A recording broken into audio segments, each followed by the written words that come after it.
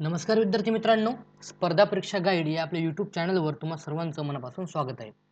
तर मित्रांनो, आजपासून आपण सुपरफास्ट चालू घडामोडी सिरीज सुरू करणार आहोत, ज्यामध्ये आपण 10 चालू घडामोडी एकदम फास्ट पद्धतीने बघणार आहोत. ठीक आहे. आणि चालू घडामोडीचं विश्लेषण हे आपल्या दुसऱ्या चॅनलवर म्हणजे MPSC ट्रेंड्सवर होत असतं, तर ते देखील विश्लेषण तुम्ही बघू शकता. ठीक आहे. तर जास्त वेळ न घालवता लगेच सुरू करूया आजच्या या पहिल्या व्हिडिओला.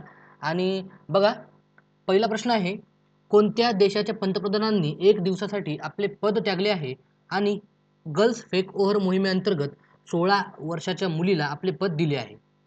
ऑप्शन आहेत फिनलँड, आयर्लंड, इस्रायल आणि क्युबा. तर याचं बरोबर उत्तर आहे पर्याय क्रमांक 1 फिनलंड. ओके. फिनलंड देशाच्या पंतप्रधानांनी एक दिवसासाठी आपलं पद त्यागलं आहे आणि गर्ल्स फेक ओव्हर या मोहिमेअंतर्गत एका 16 वर्षाच्या मुलीला आपलं पद दिलेलं आहे, एक दिवसासाठी पंतप्रधान बनवलेलं आहे. ओके. त्यानंतर दुसरा प्रश्न बघा, इथे काही जोड्या दिलेल्या आहेत, त्या जोड्या योग्य काय आहेत त्या बघायच्या आहेत तुम्हाला. ठीक आहे. तर याचं बरोबर ऍक्च्युली आता मी तुम्हाला डायरेक्ट दिवस सांगतो कोणते कोणते काय आहेत. तर ठीक आहे. तर 12 ऑक्टोबरला काय असतं, तर 12 ऑक्टोबरला असतं जागतिक आर्थरायटिस डे. त्याच्यानंतर 11 ऑक्टोबरला असतं आंतरराष्ट्रीय मुलगी दिवस. ठीक आहे. त्याच्यानंतर 10 ऑक्टोबर 10 ऑक्टोबरला आपण जागतिक स्थलांतरित पक्षी दिन साजरा करत असतो. आणि 9 ऑक्टोबरला आपण आंतरराष्ट्रीय पोस्ट डे साजरा करत असतो. ठीक आहे, लक्षात ठेवायचे. ठीक आहे. त्याच्यामुळं पर्याय क्रमांक 4 हे आपलं बरोबर उत्तर असणार आहे. त्याच्यानंतर तिसरा प्रश्न, RBIच्या नुकत्याच झालेल्या घोषणेनुसार डिसेंबर 2020 पासून कोणती सेवा ही 24 तास उपलब्ध करून दिली जाईल?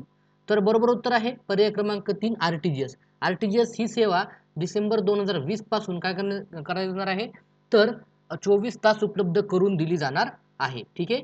त्यानंतर समोरचा प्रश्न, खालीलपैकी कोणास अर्थशास्त्राचा नोबेल पुरस्कार मिळालेला आहे?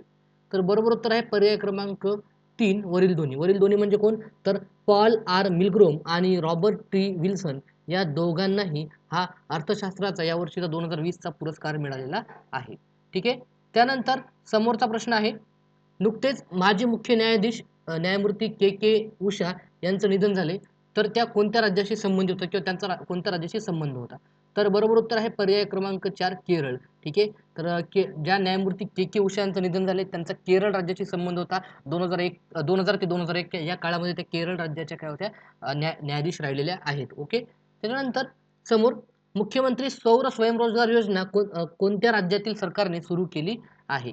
ठीक आहे. बरोबर उत्तर आहे पर्याय क्रमांक 1 उत्तराखंड. उत्तराखंड राज्यामध्ये मुख्यमंत्री सौर स्वयंरोजगार योजना सुरू करण्यात आलेली आहे. त्यानंतर कोणाची खालीलपैकी कोणाची 11 ऑक्टोबर रोजी जयंती साजरी केली जाते? तर 11 ऑक्टोबर रोजी जे काही जयप्रकाश नारायण आणि नानाजी देशमुख, ठीक आहे, या दोघांची ही जयंती साजरी केली जात असते. त्याच्यानंतर म्हणजे पर्याय क्रमांक 3 हे आपलं बरोबर उत्तर आहे. आठवा प्रश्न बघू, तर कॅच द रेन मोहीम ही कोणत्या मिशन अंतर्गत सुरू करण्यात आली? तर कॅच द रेन ही मोहीम राष्ट्रीय जल अभियान या मिशन अंतर्गत सुरू करण्यात आलेली आहे. त्यानंतर 9वा प्रश्न, कोणत्या मंत्रालयाने सीडॅक संस्थेसोबत सुपर कम्प्युटिंगच्या पायाभूत सुविधांचा, ठीक आहे, सुविधांच्या निर्मिती करण्याबाबतचा जो सहकार्य करारावर स्वाक्षरी केल्या आहेत? तर त्याचं बरोबर उत्तर आहे पर्याय क्रमांक 3 इलेक्ट्रॉनिक्स व माहिती तंत्रज्ञान मंत्रालय. इलेक्ट्रॉनिक्स व माहिती तंत्रज्ञान मंत्रालयाने हा करार केलेला आहे. त्याच्यानंतर शेवटचा प्रश्न, 2020 साली जागतिक संधिवात दिनाचा विषय काय? आता संधिवात दिन आपण वरच पाहिला, जागतिक आर्थरायटिस डे 12 ऑक्टोबरला, बरोबर आहे. तर याची थीम काय आहे? तर याची थीम आहे पर्याय क्रमांक 4 बघा, टाइम टू वर्क. ओके, लक्षात ठेवायचं आहे. तर मित्रांनो, इथेच आपला छोटासा व्हिडिओ संपलेला आहे. जर तुम्हाला व्हिडिओ आवडला असेल तर नक्कीच व्हिडिओला लाईक करायचे. त्यानंतर जर तुम्ही आत्तापर्यंत आपल्या चॅनलला सबस्क्राईब केलं नसेल, चॅनलला सबस्क्राईब देखील करायचं आहे. त्याच्यानंतर तसेच आत्तापर्यंत जे काही तुमच्या शंका असतील आपल्या चॅनलच्या बाबतीत किंवा आपल्या पूर्ण ह्याच्या परीक्षेच्या बाबतीत, एक्झामच्या कोणत्याही, तर काय करायचे, तर त्यासाठी कमेंट बॉक्समध्ये आम्हाला सगळं काही विचारू शकता. आणि विशेष म्हणजे जे काही हे असतील, आपलं जे चॅनल आहे तुम्हाला माहिती आहे कशी संबंधित आहे, तर आपलं चॅनल हे नवीन ज्या काही पोस्ट येतात त्या पोस्टशी संबंधित असतं. तर त्याच्यासाठी काय करायचं, तर जे काही विद्यार्थी आहेत ते स्पर्धा परीक्षांचा अभ्यास करणारे, त्या सर्वांपर्यंत आपलं चॅनल पोहोचवायचं आहे. तिथे जास्तीत जास्त शेअर करायचं आहे चॅनलला. ठीक आहे. जेणेकरून कसं होईल, नवीन ज्या काही पोस्ट येणार, नवीन ज्या काही हे येणार आहेत, जागा येणार आहेत, त्यांच्याबद्दल सर्वांना तुम्हाला माहिती कळेल. पहिली गोष्ट.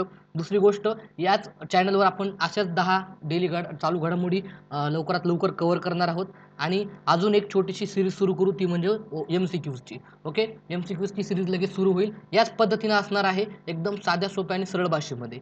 ठीक आहे, तर भेटूया आपल्या पुढच्या व्हिडिओमध्ये. तोपर्यंत जय हिंद, जय महाराष्ट्र.